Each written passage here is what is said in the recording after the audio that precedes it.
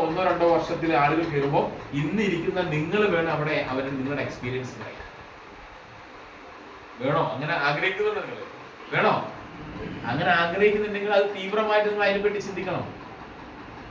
അപ്പൊ ഞാൻ എങ്ങനെയോ TC ആയി, രക്ഷപ്പെട്ട് ഇനി കുറച്ചു കാലത്തെ കാര്യം ഒന്നും ഇടങ്ങാറാക്കില്ലല്ലോ എന്ന ചിന്തയിൽ നിന്ന് മാറിയിട്ട് TC ആയി. ഞാൻ TC ആയി സാർ, അപ്പൊ അടുത്ത ATC നമ്മൾ പ്രണയിക്കണം, മീൻസ് ഇഷ്ടപ്പെടണം. ഞാൻ ATC എപ്പോഴാണ് ആവുന്നതിനെ പറ്റി ഒരു ഡേറ്റ് കുറിച്ച് വെച്ച് എന്റെ ബ്രാഞ്ച് 1 നും 2 ലുള്ള ആളുകളെ TC ആക്കാൻ വേണ്ടി നമ്മൾ ഓടണം. ഈ TC ആവണമെങ്കിൽ അതിന്റെ തൊട്ട് താഴെ കോർഡിനേറ്ററും അതിന്റെ താഴെ റൂബിയും വരണം, അതിന്റെ താഴെ സ്റ്റാറും സിൽവറും ബ്രോൺസും വരണം എന്നുള്ള ചിന്ത ആർക്ക് വേണം? നിങ്ങൾക്ക് വേണം. ഏറ്റവും എളുപ്പം ഏതാ?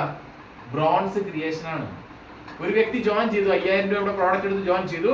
ആ പ്രോഡക്റ്റ് വെച്ചിട്ട് അയാളെ ലിസ്റ്റ് തയ്യാറാക്കിയിട്ട് ഒരു ഹോം മീറ്റിംഗ് ഫിക്സ് ചെയ്താൽ അയാളെ ബ്രോൺസ് ആക്കാം. പറ്റൂലേ?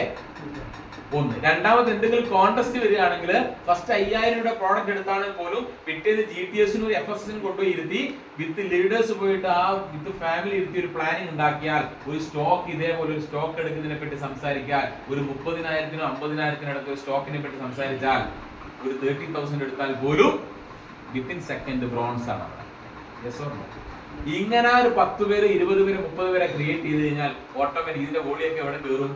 Next level silver, star, Ruby, coordinator, TC ആയി കഴിഞ്ഞാൽ എന്തിലേക്ക് വരും? കമ്പനിയുടെ ഓതറൈസ്ഡ് ആയിട്ടുള്ള റാങ്ക് ആയി. പിന്നെ ഏത് മീറ്റിംഗ് സെന്റർ പോയാലും ആർക്ക് സീറ്റ് ഉണ്ടാവും?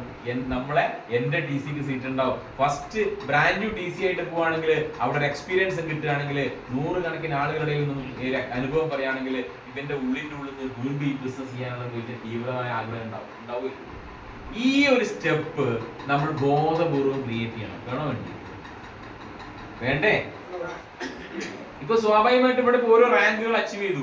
റാങ്കുകൾ അച്ചീവ് ചെയ്യുന്ന സമയത്ത് അവർക്ക് അതിനുള്ള റെക്കഗ്നേഷൻ ഗ്രാൻഡ് ആയിട്ട് നമ്മൾ കൊടുക്കണം. അവരെ ജീവിതത്തിൽ ഇന്നേ വരെ കിട്ടാത്ത ഒരു ആദരവ് നമ്മൾ എന്ത് ചെയ്യണം? അവിടെ കൊടുക്കണം. അങ്ങനെ നമുക്ക് എന്ത് ചെയ്യാം? അദ്ദേഹത്തെ ബിസിനസ്സിൽ കൊണ്ടുവന്നേ. ഒരു ഉദാഹരണം പറയുകയാണെങ്കിൽ ഇവിടെ നിങ്ങൾ ആലോചിച്ചു, ഒരു മരപ്പണിക്കാരൻ. ഇപ്പൊ ഞാനൊരു ആശാരി, മെയിൻ ആശാരിയാണ്. ഇപ്പൊ സ്വാഭാവികമായിട്ടും എന്റെ കൂടെ ഒരു അസിസ്റ്റന്റ് ഉണ്ട്.